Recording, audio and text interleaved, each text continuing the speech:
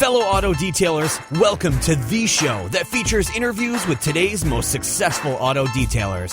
This is the Auto Detailing Podcast. Here's your host, Jimbo Balaam.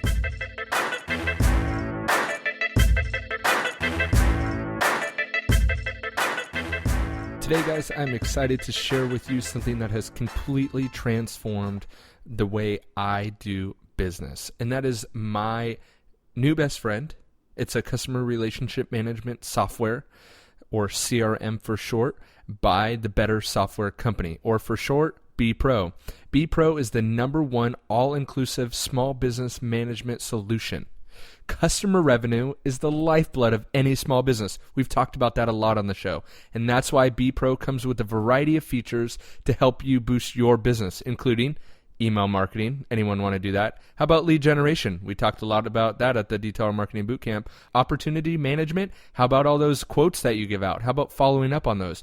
B Pro will even remind you when a customer is likely ready to buy from you again. How about that? So a customer comes in for a detail. Hey, maybe in a few months, the software reminds you to follow up with that customer. Imagine that. B Pro has everything you need to run your auto detailing business in one easy-to-use solution. From customer management, invoicing, inventory for you guys that have a shop that sell products and detail cars, orders, scheduling, timesheets, all on one platform. B Pro has you covered. Only B Pro offers the same functionality on your smartphone as on your laptop. So imagine that. You're out on the road, you're out in the field, you're at your shop, wherever you are, everything's in the cloud. So it's all the same no matter where you are. Get started today by going to thebettersoftwarecompany.com. That's thebettersoftwarecompany.com. Tell them you heard about them from Jimbo on the Auto Detailing Podcast. It'll make them happy. You'll get the special treatment. Hey guys, before we get into today's episode, which is episode 238, I have a little something that I need to do. You see, at the end of episode 237, the episode that got released right before this one, at the very, very, very end, after the outro, I left a special message. And I knew only a very few amount of people that actually listened to the show would listen all the way past or notice that there was still a minute remaining after the outro. So I told them to give me a shout out to anyone who listened past the outro and heard that. And if you want to hear that, it's still up. You can listen to the end of episode 237. And I'm not going to tell you here what I said, but you can go back and listen to the very, very end after the outro. So these are the people that I need to give a shout out for. So here we go. Josh, he's in the Air Force, but listens to the show. He wants to start his own business, but hasn't yet. Josh, what's up, man? All right, we have Mike or Michael Bergerin. Sorry, Mike. He is Mike, Man Cave Mike, with Man Cave Detail in Colorado. Let's see who else we got going here. We have Bo Million, and his company is Million Reflections or Million Reflections, either one. Dan Smith, D&M Detailing in Vail, Colorado. What's up, Dan? Had some good interaction with you, Dan. Ivan, Ivan, sorry, your last name auto-corrected to something else in my phone, but he's with Prestigious Mobile Detailing in Layton, Utah. What's up, Ivan? Andy Varney. Hey, Andy, seen you interacting quite a bit lately. Thanks for that. Appreciate it. Chris Phillips, he's just a detailing enthusiast, but says he gets a lot out of the podcast. Thanks, Chris. I appreciate that I'm still hitting that enthusiast market as well as guys running their own business, so I appreciate that. This one was funny. Jay says, I'm listening to the death, as always. That's Jay. Jay Miglior. Jay, thanks for spelling that out in quotations as well, so I get your last name right. Miglior. Detailing in Manchester, UK. Wow. Thanks for that. And of course, I already got Man Cave Mike. So yeah, thanks to those guys, Josh, Bo, Dan, Ivan, Andy, Chris, Jay, and Man Cave Mike. Man Cave Mike's in Colorado, as I said. So if you want to hear what happened at the very end of episode 237, you can go back and listen to that. And hey, keep checking your player. You never know when there's going to be a surprise for you guys. Hey, welcome to this episode of the Auto Detailing Podcast. It's Jimbo, and welcome inside my mobile recording studio, aka my car. Today, I'm super excited to have you with us because we're going to be covering a topic. This is actually a listener submitted question that I did respond back to him via email, but I thought it would make for a good podcast episode. So I thought I would just have a nice little chat with you and I today or tonight or in the middle of the night. I don't know when you're listening to this. But, and the topic or the email, the subject line read buffers versus polishing. And so this brings up a good topic, and I'll read the email in a second, but I wanted to just start out with saying that this is not a definitive guide to every aspect of what we're going to be talking about. I'm sure because of the nature of how I do things and how I operate, mainly being no editing, and also I generally don't go back and listen to what I've said. This stuff is straight off the cuff. I don't have show notes. I produce the show notes later for you guys, but which is probably you saying, yeah, I know, you said you were going to put that in the show notes and you didn't. Mainly because I don't go back and listen. So this stuff's all off the cuff, no editing, you guys are getting it raw. But with that, there's going to be things that I say and don't remember that I said them, or maybe things that aren't explained all the way or that I miss. And that's just kind of the nature of it. So if you do need any clarification, feel free to write in and ask. There was a few things that were not clear in last week's episode that someone wrote in, and I clarified for him, and he did it in a really appropriate manner. So the nature of these things is I don't want to go back and spend a ton of time editing words out, even when it comes to my ums, ahs, and lulz. I try not to edit that stuff out because I want this podcast to be a conversation. And so, therefore, I won't be editing out that I just laid. But being in the car, I want you to be listening as if you were sitting right next to me in the car, or you were in the back seat, or we were on the phone together having a conversation. So, I don't know where that long diatribe came from, but I felt like there just needed to be some clarification on that because some of you guys are new listeners. Some of you haven't been listening to the past 238, 9 episodes of this show, and you're brand new. So I want to welcome you to Inside My Car. All right, back to the topic at hand, buffers versus polishing. By the way, I want to give a shout out to Curtis, Perfect Shine of Atlanta. This is his listener submitted question. And it says, hey, my detailing knowledge has grown tremendously from your academy and podcast. What he's referring to is the Mobile Auto Detailing Academy. If you're interested in that, if you're just starting out a mobile detailing business, you can go to autodetailingpodcast.com/resources and find that. My question is now, what's the true difference in buffing versus polishing? Great question. So I went to a detail shop. This is his question continues. I'm just going to read through his whole email. So I went to a detail shop and they buff with a heavy Makita and a really thick wool buffing pad. I just assume it's kind of old school, but I could be wrong. I only have a Porter cable, which I assume won't remove swirls and scratches. And should I upgrade to a Torque 10X? Thanks for your time, Curtis. Curtis, I know I already responded to you, but hopefully you're still listening to this. The difference between buffing and polishing, there's a few different questions in here, and we'll just take it one by one. So the difference between buffing and polishing to a detailer is different than what buffing and polishing is to a consumer.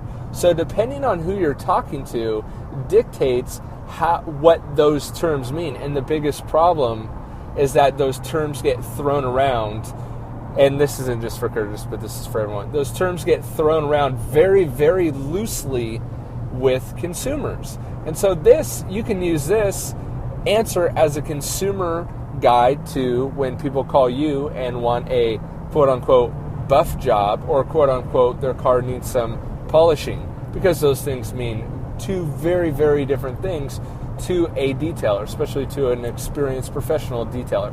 So Curtis, I'm glad that you asked this question.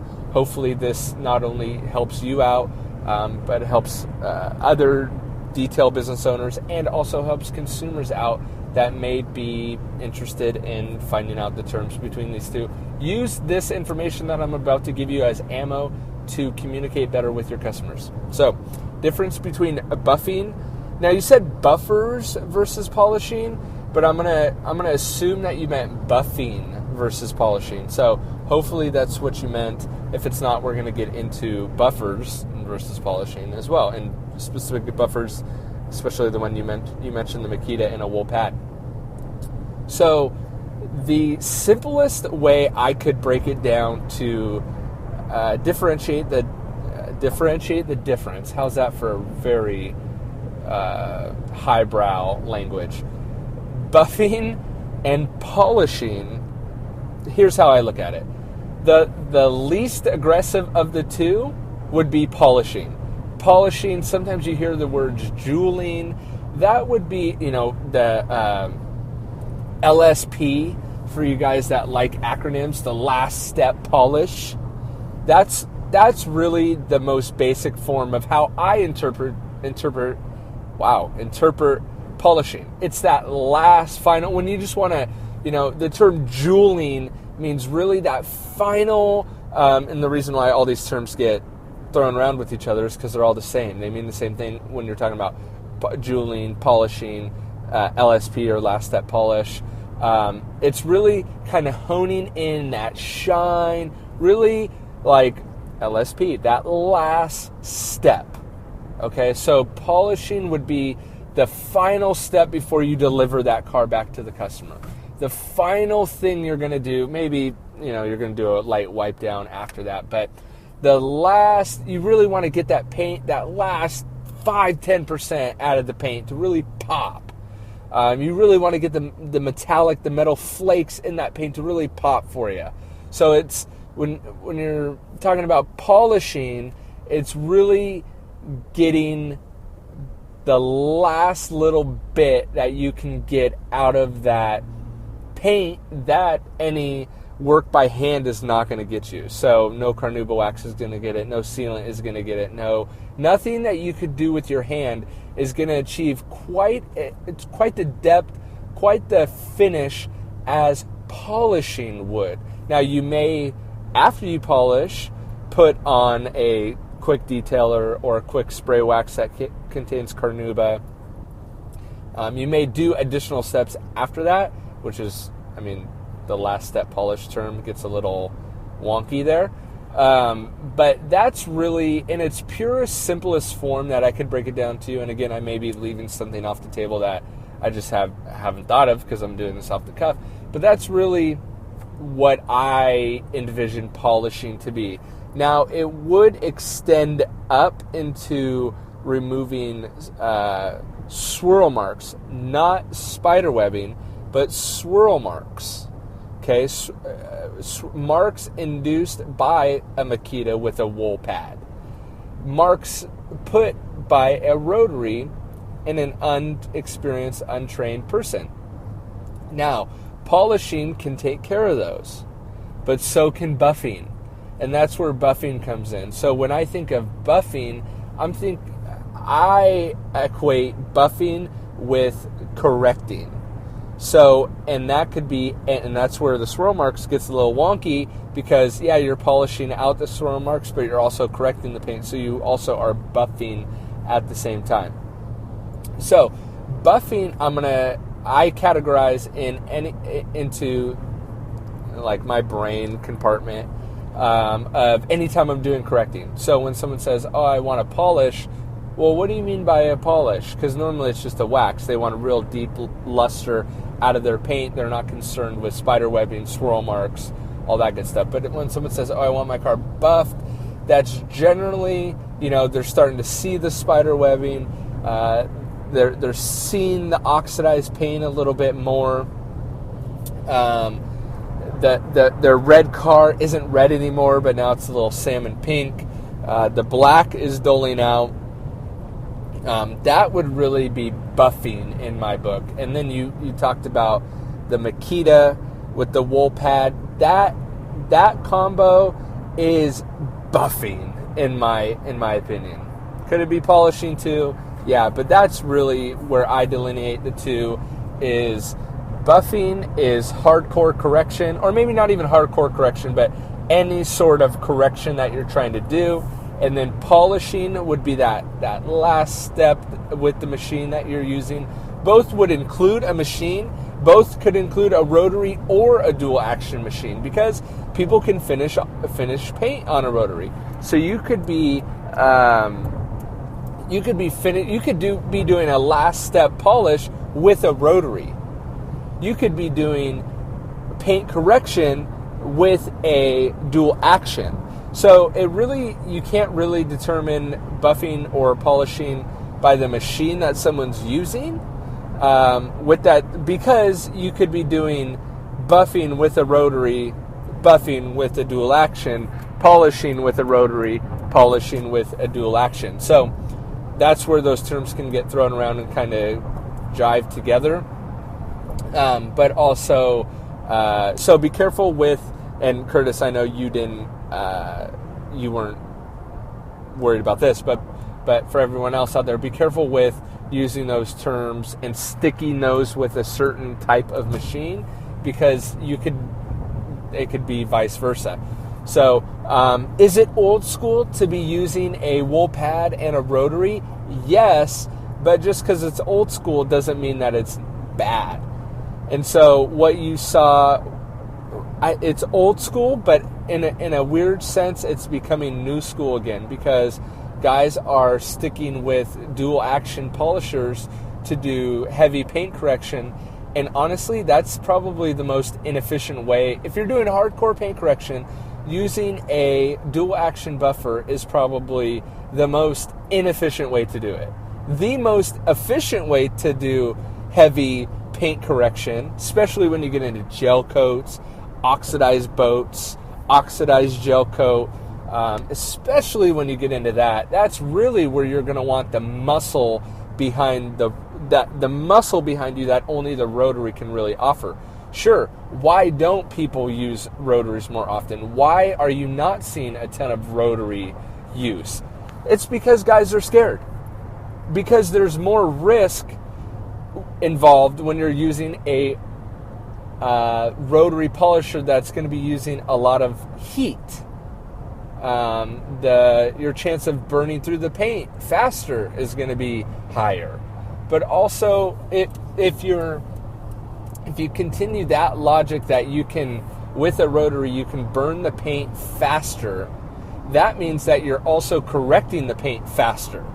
Because correcting the paint, you're heating up the paint to kind of work it, get down to that next layer. If it's super oxidized, if it's gel coat, you're really working to that next layer to get rid of all that oxidation. So therefore, a rotary, by those terms, is quicker to correct paint, especially if you throw it on a wool pad. You can also throw a foam pad on a rotary. So, there is an element of skill involved that, to be honest, a lot of guys just don't take the time to hone that skill, and they let fear paralyze them. So they stick with what is most safe. Nothing wrong with that.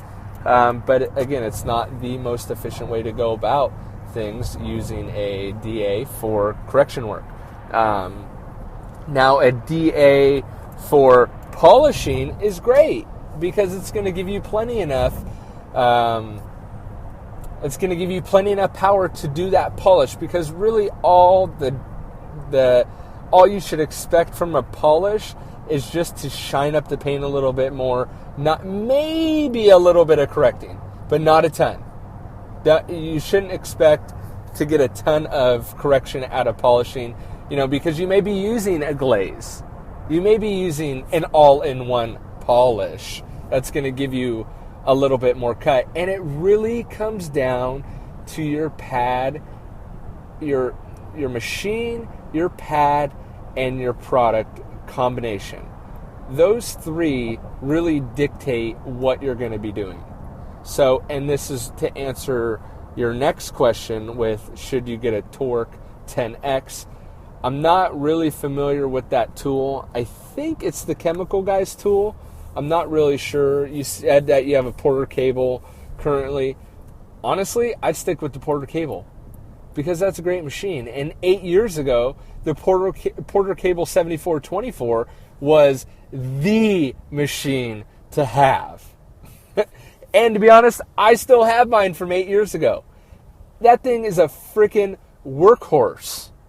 I've never had an issue with that. I've also never had an issue with my Rupes 15. I see a lot of guys have issues. I haven't had issues with them. Both great machines. Again, depending on what your budget is, where you're at. Even the Flex, maybe the Torque 10X. I think I've heard good stuff from the Torque 10X, but I think it's pretty similar to a Porter cable. Here's the gist of it, to be honest. It's a dual action machine. Yeah, may have more torque, pun intended there, may have more, you may not be able to stop the machine when you press down it. It may have all these kind of fringe features, but honestly, if you mess with your pad, if you mess with your polish or compound, again, I guess that's where compound would be coming in. You really wouldn't use a compound to polish, though you could, maybe, depending on the compound, but you would usually compound to buff, polish to, well, polish. So, where was I? Machines. Honestly, if you're comfortable with your Porter cable, I know it doesn't make for super sexy pics or videos if you're doing videos to like have a Porter cable in your hand, but honestly, who gives a crap if your customers are happy? Who gives a crap what machine is in your hand? You know how many cars I removed swirl marks on with a dirty pad on a Porter cable with a crappy polish? A ton. And guess what? I never had a complaint from a customer. In fact, quite the opposite. I had customers that were super stoked because I fixed their problem. So that's what it all comes down to, is fixing problems. Now, if you want to, look a little bit better in pictures, you want a machine that looks a little bit better, you want a, maybe do it a little bit faster. That's where some of those higher end machines like Rupes could come in handy, is maybe achieving results a little bit quicker, which I'm for. So I would spend the extra money and step up to a machine like that, because on the flip side, it's going to be get you results faster.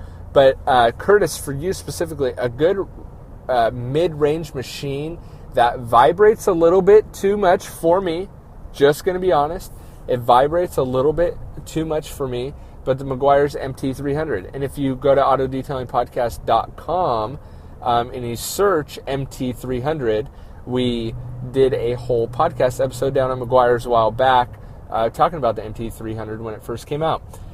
For me personally, it vibrates too much. I still have the machine. I still use it. Actually, my father-in-law loves it because it's found a home at his house for now. He loves it, but that's a good mid-range, mid-price point machine, which we talk about. I think we talk about in that episode. It's been a while now. Which good on Meguiar's for positioning their machine right there, because you have the Porter cable, which is around the $120 mark, and then you have the Rupes or the Flexes and the higher end machines around the $300 to $400 mark, and they position that MT300. I think it's right around the $250 mark, but you can achieve awesome results with any machine. Wow, that was a statement. I'm not sure how I feel about that statement. But you could pretty much produce awesome results with any machine. You could do buffing with the Rupes. In fact, I saw Todd Helm, past guest of the show. You can go to search Todd Helm on autodetailingpodcast.com. He'll come up. He's one of our earlier episodes. Him and Chip came on. I saw him crumple up a piece of 1500 grit sandpaper in person, scratch the hood of his rental car, and remove those scratches with the Rupes machine. To basically, no consumer would be able to see the scratch. If you looked really, really hard in the right light, at the right angle, you could see them. But my rule of thumb is if you have to look that hard, it doesn't exist. So, anyway, that's that. So, point being, you can really achieve any results with any machine if you doctor your pad and your product choice up a little bit. So I hope that clarifies some things. If you're on a shoestring budget and you already have the Porter cable, I would spend the money on pads and products, not another machine. If you want to look more professional to other detailers on the internet, which is kind of weird to me, you can step up to a sexier machine. Or if you want to achieve results faster, definitely stepping up to a machine, a sexier machine would do that for you. Or heck, if it's your birthday and you got some extra cash, make it rain, baby. Go buy that machine. That's what's going to make you feel good. I'm a big believer in if it's going to make you feel more professional or a better detailer because of the machine that's in your hand, go get it. If a higher end product is going to make you feel better about your detailing efforts, buy it, baby, because that's going to boost your confidence. So if it's going to boost your confidence, buy it. But if you are on a shoestring budget, you're worried about funds, you don't need to buy it. But darn it, if it's going to make you feel better, go get it. Sometimes I go buy new t-shirts because it makes me feel better. So, voila. So, hope you enjoyed that. Curtis, that was for you. For everyone else, I hope you got some valuable feedback out of that. If you have a question that you want answered on the show, send me a Facebook message, send me an email, jimbo@autodetailingpodcast.com. And if I don't get flooded with thousands upon thousands of emails, more like tens of hundreds, whatever, which I hope I do because I want to grow this community. But shoot me an email. Let me see if we can make it on to the show. Thanks, guys.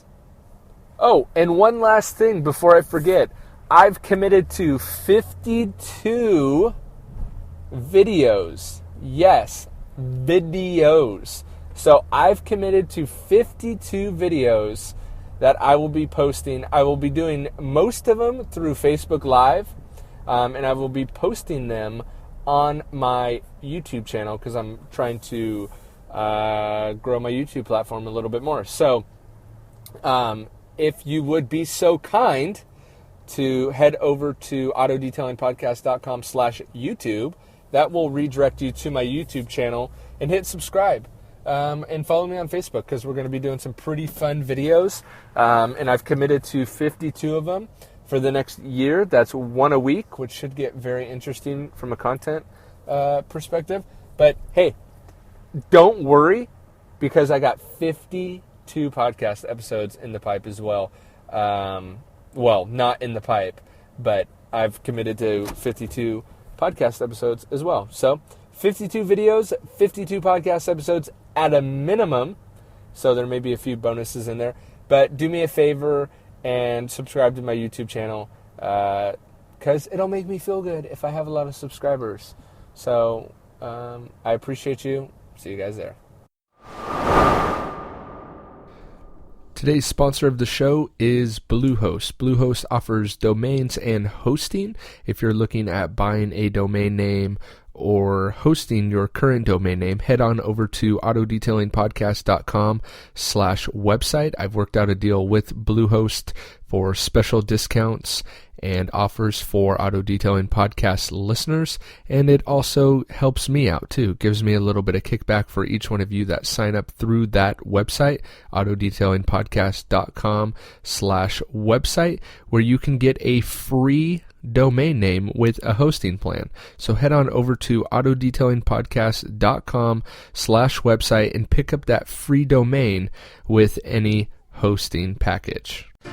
Thanks for listening to another episode of the Auto Detailing Podcast.